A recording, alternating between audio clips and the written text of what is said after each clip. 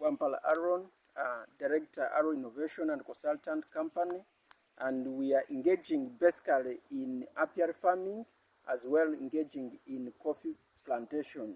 We have been able to encourage our farmers. We have introduced them with good agronomic farming practices, where we have intensively encouraged farmers to set up apiary farming, and this has been a stimuli. It has been a must which has boosted farmers to set up apiary farming, and in doing so, they have been able to plant trees, which has really enabled them to get more pollen and nectar.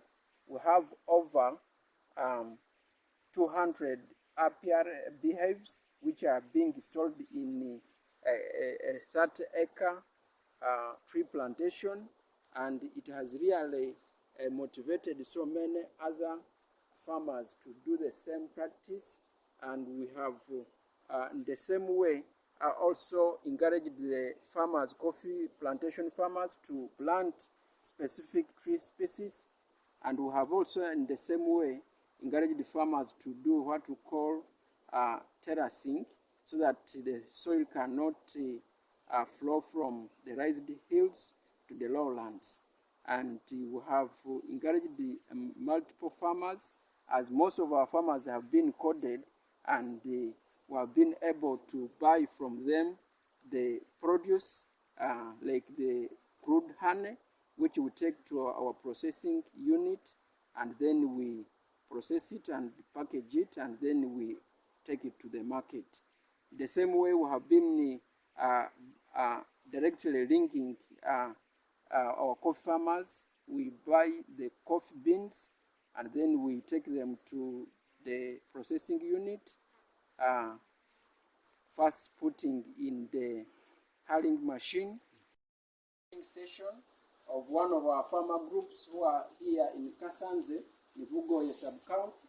So when we get coffee from our farmers, we first put here for coding to identify the source for coffee. Then after coding, we bring it here for filtering, make sure that we separate the other one which is not recommended, which is not of good quality.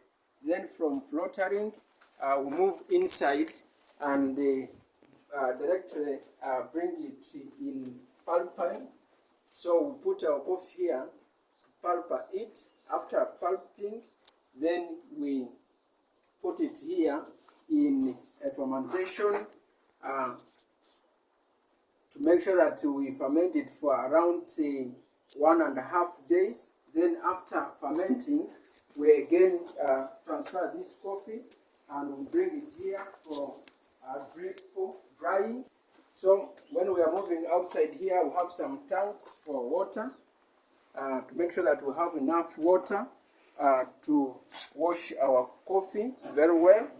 So immediately from drip drying, we bring it here for sun drying directly, and it depends on how the weather is. Our nursery bedding, so we first put here different tree species in the bedding. So immediately after putting them in the bedding, we give them like 3 weeks, and after the 3 weeks, then we can transfer them to at the upper section where we have our potting section. This is the second stage. After nursery bed, we come here for potting. Alongside here, we have one of the section of the coffee farming, and here we have done much of the mulching, which you can see around down here. And aside there is a tree species which is very much recommendable for coffee farming,